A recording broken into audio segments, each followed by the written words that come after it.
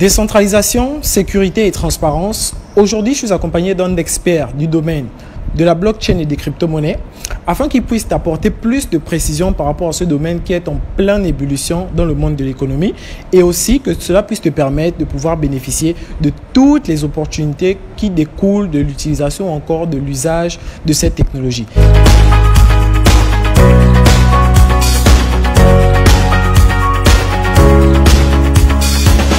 Salut à toi, bienvenue sur Business Echo, c'est Dario derrière la cam pour te parler business et économie afin que l'on use comme d'habitude de toutes ces notions pour 1. Lancer des business rentables et 2. Sortir peu à peu de l'indépendance financière dont nous sommes victimes depuis le plus jeune âge. Donc si tout ceci t'intéresse, tu t'abonnes et tu partages massivement le contenu afin de faire croître notre magnifique communauté.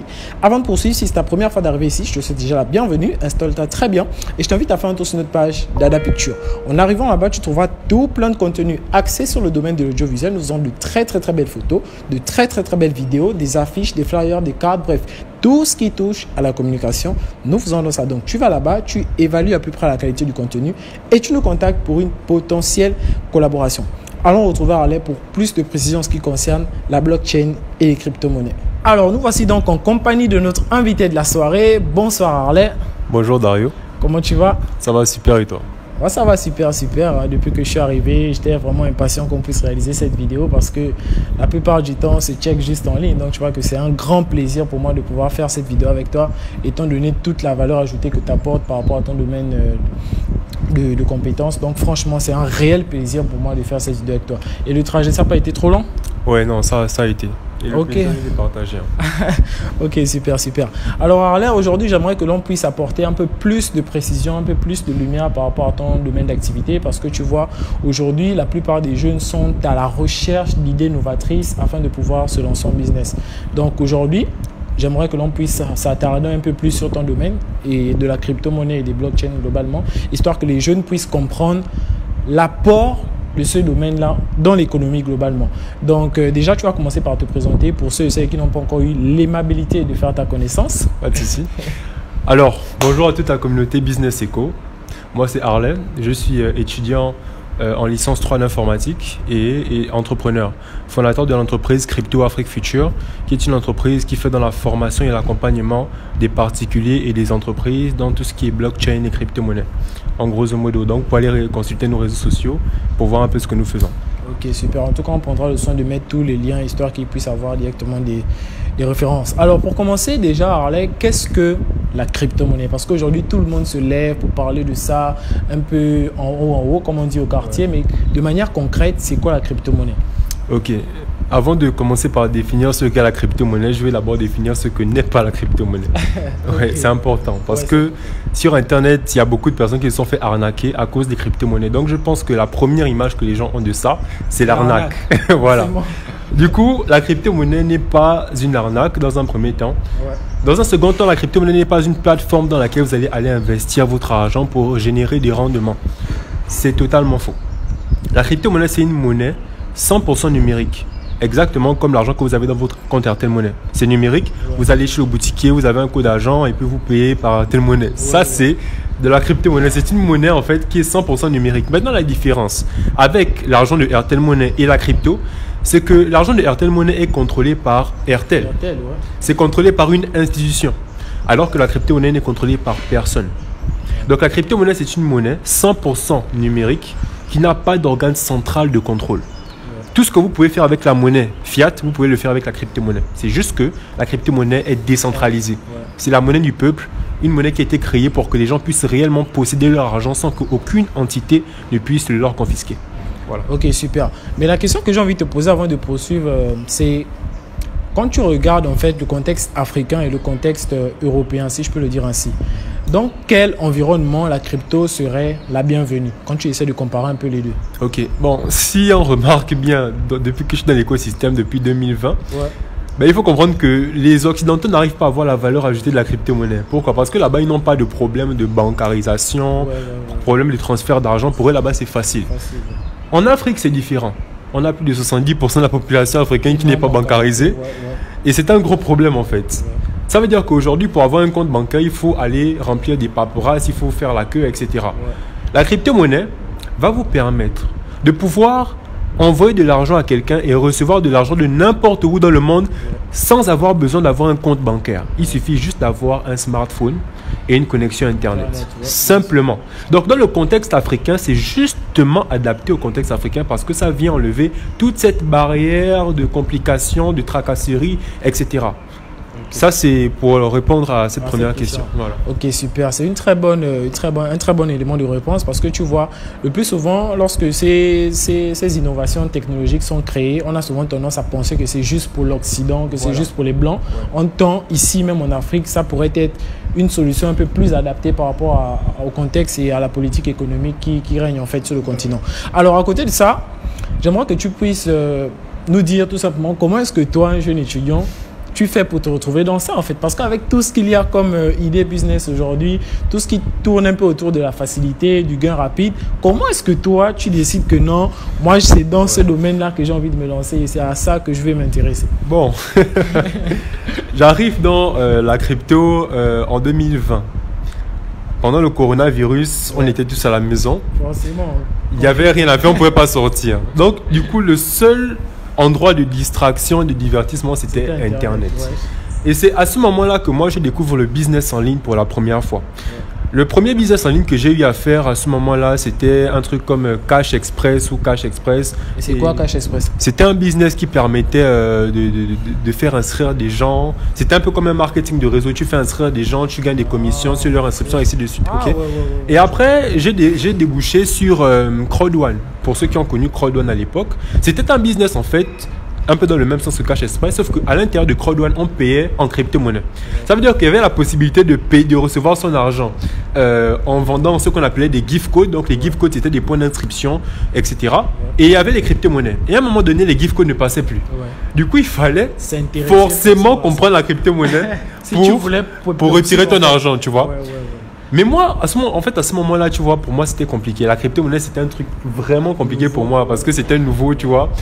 Et vu que j'ai été obligé et contraint de comprendre la crypto-monnaie pour retirer mon argent, parce qu'il y avait mon argent dedans, tu vois, j'ai commencé à m'intéresser à ça. Et lorsque j'ai fait des recherches sur la crypto-monnaie, c'est là que j'ai vu tout le boulevard en fait technologique derrière. Parce que moi, je suis un amoureux de technologie, un amoureux de science. Et donc, lorsque j'ai vu la technologie derrière la crypto-monnaie, donc la blockchain, je suis tombé amoureux de ça. Et j'ai passé des nuits et des nuits et des nuits à apprendre, à me renseigner, etc. Et vu que la meilleure façon de connaître et de comprendre, c'est de transmettre le peu que tu sais. Et j'ai ouvert ma chaîne YouTube et j'ai commencé à partager le peu que je savais. Et en même temps, ça t'a permis d'acquérir, d'amasser encore plus de connaissances. Exactement. Et c'est là que les gens commencent à me contacter pour avoir eux aussi plus d'informations et j'ai commencé à lancer Cryptafrique Future. Magnifique, magnifique, magnifique. En fait, c'est juste magnifique. Pourquoi? Parce que tu vois, beaucoup de gens ont juste vu la période de coronavirus comme une période de confinement et puis qu'on ne pouvait plus rien faire. En temps de cette période-là est né beaucoup d'opportunités, beaucoup de choses. Il y a des gens qui ont développé des business juste à cause du fait que les gens étaient emprisonnés dans les maisons. Donc, c'est juste en fait une opportunité incroyable et tu as juste pu la saisir au bon moment. Maintenant, la question que j'aimerais te poser, c'est que comment est-ce que quelqu'un qui veut se lancer à peine dans ce domaine-là peut s'y prendre en fait? Parce que toi, encore l'avantage que tu as eu, c'est le fait que tu es déjà étudiant dans tout ce qui tourne en fait autour du digital, autant pour moi et de l'électronique. Mais comment est-ce que quelqu'un de lambda qui, après avoir regardé cette vidéo et qui aimerait se lancer, peut démarrer en fait dans ça? Ok, bon, avant de répondre à la question, j'aimerais préciser que quand je me suis lancé dans ce domaine-là, j'étais encore en terminale. J'étais pas encore étudiant en informatique. Du coup, moi je pense que la première chose dans n'importe quel domaine, peu importe ce que vous voulez apprendre, c'est le mindset. Le mindset, pourquoi? Parce qu'en fait, ce qui me permet de m'intéresser à la crypto et à la blockchain, fondamentalement, c'est ce que ça apporte. C'est l'apport. C'est l'apport. Pourquoi? Regardez un peu Internet. Internet est apparu au début des années 2000. Quand Internet est apparu, beaucoup de gens négligeaient en fait Internet. Mais aujourd'hui, vous ne pouvez pas vivre sans Internet. C'est indispensable. Et lorsque moi j'ai compris ce qu'était la blockchain et les crypto-monnaies, je me suis rendu compte que l'impact que l'Internet a eu, ce sera le même impact que la blockchain et les cryptos auront. Voilà pourquoi justement je me suis intéressé à ça. Et donc d'abord c'est le mindset et c'est la compréhension fondamentale d'à quoi ça va servir. Une fois que tu comprends à quoi ça va servir, en montant des 100, tu vas forcément te donner à fond et trouver le moyen de vraiment t'imprégner de ça. Mais malheureusement, la majorité des gens attendent lorsqu'il est trop tard. On a déjà pris en tant qu'Africains assez de retard en fait sur le reste du monde. Donc j'estime en fait que aucun Africain n'a le droit de dire que quelque chose est compliqué. C'est nous qui devons travailler le plus parce que c'est nous qui avons beaucoup de retard à rattraper. Par rapport au reste. Voilà. Donc, du coup, voilà pourquoi je suis dans cet élan-là de vulgarisation massive. Parce que le but, c'est pour moi de faire en sorte que les Africains s'intéressent à ce domaine-là. Bien évidemment, en vulgarisant parce qu'il y a des choses complexes que moi, je peux facilement rendre accessibles aux gens. Voilà. Donc, pour s'intéresser à ça, déjà, comprenez et le bon mindset en comprenant quelle sera la plus-value de ça. Et vous allez voir que vous allez vous y intéresser, être passionné de ça même sans vous en rendre compte. Ok, voilà. Magnifique, magnifique. Maintenant, à côté de ça, j'ai vu que tu as monté une équipe.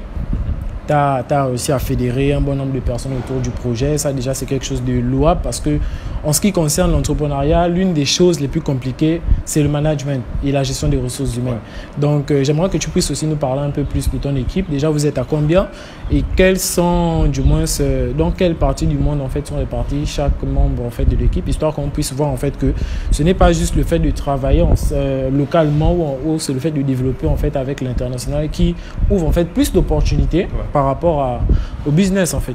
Alors, Crypto Afrique Future compte aujourd'hui 7 membres. Je suis vraiment fier de mon équipe parce que c'est des personnes... Combien une fille, combien de garçons? Bon, actuellement, il y a 3 filles et 3 garçons. En dehors de moi. Est-ce que vous êtes déjà réunis tous en physique avant que peut-être chacun aille dans le coin du monde? Non. On ne s'est jamais réunis tous en physique parce que il y a un membre, la fille formatrice blockchain, elle est non pas Karine, Chancia. Chancia, elle est au Maroc. Karine, elle est au Sénégal. Wills, il est au Sénégal. Non, Karine, elle est au Cameroun. Wills est au Sénégal et les autres sont ici au Gabon. Ceux qui sont au Gabon, bien sûr, on s'est déjà vu en face. Mais par contre, Karine, elle et moi, on s'est vu qu'elle aussi, elle est dans le domaine depuis. Donc, elle m'a contacté une fois, voilà.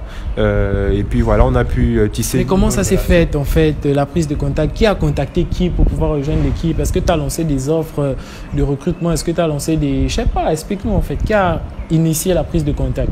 Ok, bon, vous savez, lorsque les gens vous suivent et voient comment vous êtes déterminé dans ce que vous faites, lorsque vous lancez une offre ou bien lorsque vous dites que bon voilà là je lance un projet, ces personnes-là viennent vers vous parce que en vous voilà, elles ont la même énergie et en vous elles voient une opportunité en fait. Un leader, voilà.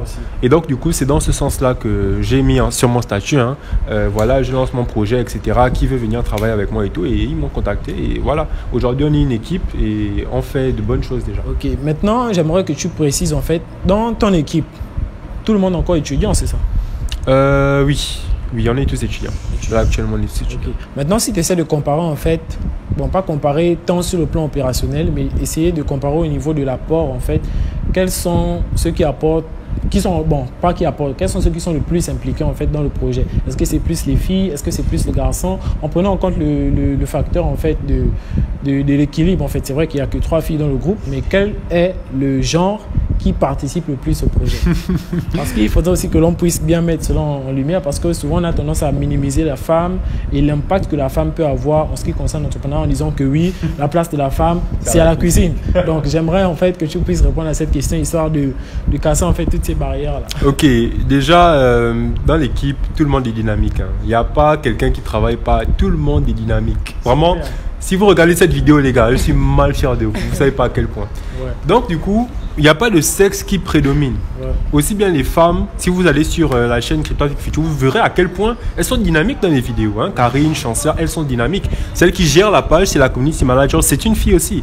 Donc du coup, dans l'entrepreneuriat, il n'y a pas de sexe qui est plus fort que l'autre. Non, tout dépend simplement de la détermination que chacun a. Non, là je parlais pas de l'entrepreneuriat, je parlais en fait dans la société en général. La place qu'on en attribue à la femme, c'est juste la place de la cuisinière en fait. Donc c'était juste pour avoir en fait cet effet de contraste là, si c'est vraiment ce qui est la réalité en fait pour tout le monde en fait. Non, pas. Ok, magnifique. Bon déjà Harley, j'aimerais profiter de cette vidéo aussi pour t'encourager vraiment parce que tu vois, moi ça fait cette année ça va faire 1 an que j'ai commencé tout ce que j'ai commencé avec ceux avec qui je travaille, bien qu'ils soient la plupart du temps dans l'ombre aussi. Mais ce que j'ai pu constater, c'est que quand tu essaies de monter une équipe, vraiment, c'est très, très difficile. C'est très difficile. Pourquoi? Parce que chacun a ses occupations, chacun a ses émotions, chacun a son sens, en fait, ou du moins, sa vision des choses. Donc, le simple fait que tu aies réussi, en fait, à fédérer tout ce nombre-là autour de ton projet, franchement, chapeau. Franchement. Et à toute ton équipe aussi, j'aimerais leur dire de ne pas abandonner, de continuer parce que au début, on ne voit pas encore qu'on est en train de progresser parce qu'on est tellement focus sur la chose qu'on ne se rend pas compte qu'on est en train de progresser. Mais il suffit parfois de sortir un peu de cet environnement-là, du travail et du projet pour se rendre compte en fait qu'on a changé et qu'on est devenu une toute autre personne. Donc, ce que je peux te dire en fait par rapport à ton projet et à toute ton équipe, c'est déjà chapeau et aussi continuer parce que moi, j'espère que nous allons faire partie de la génération qui n'attend pas qu'on leur offre des opportunités, mais qui vont les chercher. Donc franchement, chapeau encore pour tout ça. Et puis j'espère qu'on aura l'occasion de poursuivre en fait nos interactions et nos discussions de manière à propulser en fait nos différentes activités en fait. Donc je me suis ajouté parce que je veux dire que la création de l'équipe, ça a été en fait une phase assez compliquée. Hein. J'aimerais bien rebondir dessus. Parce qu'en fait, lorsque tu lances un projet, lorsque tu veux passer à un autre niveau, tu es obligé d'avoir une équipe parce que tu ne peux pas faire tout seul. Et donc, du coup, en fait, lorsque j'ai voulu lancer l'équipe, j'avais du mal justement à trouver les bonnes personnes. Ça, c'est clair parce que c'est pas tout le monde qui a la volonté, c'est pas tout le monde, voilà. Voilà, ce qui m'a permis justement de trouver justement ces personnes-là, c'est déjà la vision. Lorsque vous lancez un projet, il faut communiquer sur votre vision. Qu'est-ce que vous voulez faire? Si votre objectif n'est pas clair, personne ne va vouloir vous suivre justement. Donc, vous devez avoir une vision claire de ce que vous voulez faire et communiquer dessus. Votre vision peut être claire, mais si personne ne connaît votre vision, personne ne sera intéressé à travailler avec vous. Donc, du coup, la communication et la vision, vraiment, ce sont les deux choses importantes qui m'ont permis de constituer. Et aujourd'hui, Crypto Afrique, dans 10 ans, comment est-ce que tu vois ça? Crypto Afrique Future, ce sera le premier incubateur de start-up blockchain au monde. Non, pas en Afrique, au monde. Ouais, au monde. Au monde. C'est restreint. Au monde. Pourquoi? Parce que le but, c'est que... En fait, je disais en Afrique, pourquoi? Parce que, étant donné qu'on a d'abord essayé de situer le contexte, bien évidemment, la chose va d'abord commencer ici, n'est-ce pas? Avant d'aller conquérir le reste du monde, n'est-ce pas? En fait, le but, c'est que cet incubateur-là incube des startups blockchain africaines montées par des Africains. Et ces startups-là auront un impact mondial, en fait. Ouais. C'est ça le but. Ouais, super. Tu vois? Donc, c'est ça. Crypto Afrique Future, dans 10 ans, ce sera le premier incubateur de startup blockchain au monde. Et vu que la blockchain aura autant d'impact que l'Internet, ça veut dire que peut-être que demain, le prochain Facebook de la blockchain sortira de Crypto Afrique Future. Voilà, donc c'est ça le but. Magnifique, magnifique. Donc tout simplement, avant de conclure, j'aimerais que tu puisses donner un mot de fin à ceux qui n'ont pas encore osé se lancer dans le monde de l'entrepreneuriat, histoire qu'ils puissent s'appuyer un peu sur plus d'éléments assez convaincants. Parce que peut-être quand moi je parle sur Business Eco tous les jours, on se dit juste que Dario perd son temps. Donc aujourd'hui, vu que je suis avec le CEO de Crypto Afrique Future, peut-être que là, il comprendra en fait l'urgence en fait d'entreprendre, tout simplement. Ok, entreprendre, les gars, c'est quelque chose de très intéressant parce que dans notre société actuelle, si tu restes avec la mentalité du salariat, tu vas chômer. Par contre, au Gabon, il y a tellement d'opportunités. Posez-vous la question, pourquoi est-ce que nous, on cherche à sortir du pays pendant que les étrangers cherchent à rentrer dans notre pays? C'est parce qu'il y a des opportunités ici. Quand j'ai eu mon bac, on voulait que je sorte, j'ai dit non. Moi, j'ai des choses à faire ici. Et par rapport à ces choses-là, parce que je sais que vous aimez bien quand on parle de chiffres, quand on parle d'argent. Ouais, automatiquement. En 2021, pendant le bull run, c'est une phase du marché crypto qui permet aux cryptos de prendre beaucoup de valeur. J'ai investi dans la crypto-monnaie que l'on appelle Ethereum. Un Ether à l'époque, ça valait $200. J'en ai acheté 2. Et dites-vous que l'Ethereum est quitté de $200 à $4000. Wow. Ça veut dire que je me suis retrouvé avec $8000. J'avais 18 ans, 19 ans par là. Wow. C'est justement à cause de ça que je voulais arrêter l'école, comme on en avait parlé tout à l'heure. Parce que j'avais déjà tellement d'argent en fait que ça me montait à la tête au niveau où je me suis dit que non, je vais faire qu'encore à l'école en fait. Vraiment. Mais le problème c'est quoi? C'est que si tu n'es pas prêt à avoir une certaine somme, tu vas faire n'importe quoi. Tu vas faire n'importe quoi. Voilà pourquoi vous ne devez pas être pressé d'avoir de l'argent quand vous entreprenez. Vous devez d'abord être passionné et ensuite, avec le temps, vous allez pouvoir développer le mindset qu'il vous faudra pour pouvoir assumer le succès qui vous attendra. Ok, super. Voilà. Oui? Maintenant, j'ai envie de te poser une question parce que tu vois, j'ai été beaucoup sujet à... Bon, je ne vais pas dire ça à déception parce qu'on n'est pas dans le contexte amoureux, mais en fait, j'ai été beaucoup sujet à de la malhonnêteté, à de l'égocentrisme aussi en fait. Comment est-ce que toi, tu gères ça personnellement quand ça t'arrive? Est-ce que tu as déjà eu à faire face à parfois des partenaires avec qui tu travailles qui ne sont pas honnêtes? Bon, quand je parle d'honnêteté, c'est tu donnes par exemple 50% de ta force de travail, de tes compétences et tout, et de son côté, la personne en donne par exemple 30, 25, comment est-ce que tu gères ça en fait? Parce que moi, personnellement, aujourd'hui, j'ai décidé de plus aider les gens en fait à l'aveuglette. Parce qu'avant, vraiment, j'allais vraiment à la rencontre des gens. C'est-à-dire, quand je vois que tu as un projet, je me rapproche de toi, je te demande vraiment bien ce que tu fais, histoire que l'on puisse mettre ça en valeur. Et à la fin, je me rends compte que finalement, tu n'es pas la monnaie de la pièce, c'est pas vraiment ça. Bien que je ne m'attende pas forcément à ça, mais du moins c'est vrai que la considération en fait vis-à-vis de moi, c'est pas vraiment le cas. Donc toi personnellement, comment tu fais pour gérer ça? Déjà en interne avec ton équipe, mais aussi dans la vie de tous les jours en fait. Bon, je pense que quand tu es entrepreneur, tu dois déjà t'attendre à ce genre de choses. Ouais. C'est inévitable en tant qu'entrepreneur. Ouais. Donc du coup, à la base, quand ce genre de choses arrive, pour moi, je considère ça comme étant normal. Ouais. Tu ne peux pas être entrepreneur sans rencontrer des personnes qui vont te la mettre à l'envers, si je peux dire ça comme ça. Ouais. Donc du coup, comment moi je gère ça? Je gère ça de manière très passive. Ouais. Parce que j'estime que si tu es un associé et tu m'as fait du faux, la nature, en fait, voit ce que tu as fait et tu vas recevoir. Ça, c'est la première chose. Et la seconde chose, c'est que si c'est une trahison ou bien si c'est un vol ou autre, moi, je ne vais pas te porter plainte. Donc, il y a beaucoup de personnes à qui j'ai porté plainte en business à cause de ce genre de choses. Voilà. Donc, voilà comment je gère ça. Ah, parce qu'aujourd'hui, tu vois, beaucoup se disent juste que bon, quand je vais lancer mon projet, tout sera rose en fait. Et parfois, tu vois, on a tendance à nous traiter de méchants, des grilles, de tout ce qui tourne en fait autour des services-là. En même temps, tu vois que les gens ne voient pas réellement ce que l'on perd. Et là, je ne parle pas forcément d'argent, mais aussi déjà en termes de temps. Tu vois, par exemple, moi, il y a des artistes, il y a des frangins vraiment qui font de la musique avec lesquels je me suis investi, par exemple, dans la réalisation d'un clip. Et quand tu commences à faire le travail, tu es déjà à un bon niveau. Le gars t'appelle, il te dit, ouais, il y a par exemple telle ou telle chose que j'aime pas. Est-ce que tu peux tout supprimer, recommencer? Et tu vois que parfois, la personne ne t'a même pas rémunéré pour le taf, mais juste pour la considération, pour l'amour de la chose, tu t'es investi. Après, tu vois toutes tes heures de travail, j'étais à l'eau. Donc, ce qui fait en sorte qu'aujourd'hui, moi, je pense que vraiment, pour ceux qui veulent vraiment aller beaucoup plus loin dans les affaires, il faut être vraiment radical en fait avec tout ça. Et c'est déjà bien que tu aies parlé de ça en fait par rapport à cet angle-là en fait. En business, il ne faut pas avoir d'émotion. Okay. Quand tu te lances en business, comprends que le business, c'est le business et la vie, c'est la vie. Voilà.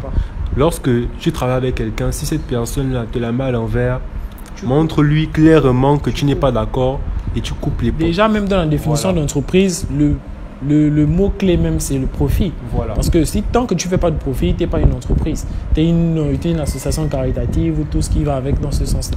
Donc, c'était vraiment un super échange. Aujourd'hui, nous sommes samedi, le 4 novembre. Et après je crois que ça fait bientôt 1 an qu'on s'est en ligne. Ouais, quand même. Donc, ça fait plus d'1 an. Donc, vraiment, c'était vraiment un truc que j'attendais vraiment avec impatience parce que tu vois, c'est ce genre de moments qui permettent vraiment de connecter vraiment avec l'autre, histoire de briser en fait la barrière du digital. Donc, merci encore une fois de plus à Harley d'avoir effectué le déplacement jusqu'ici. Ouais. Et j'espère que nos différents projets pourront croître au niveau auquel nous espérons et qu'on pourra tout simplement avoir un réel impact sur la jeunesse africaine. Donc, c'était l'interview du jour avec le CEO des Crypto Afrique Future. Regardez, le mec est choco, il est frais. On va laisser son WhatsApp en bas, mais les 2 numéros, vous ne les aurez pas parce que voilà, on vous connaît. Donc, on se donne rendez-vous dans une prochaine vidéo. C'était Dario et Harley sur Business Economy.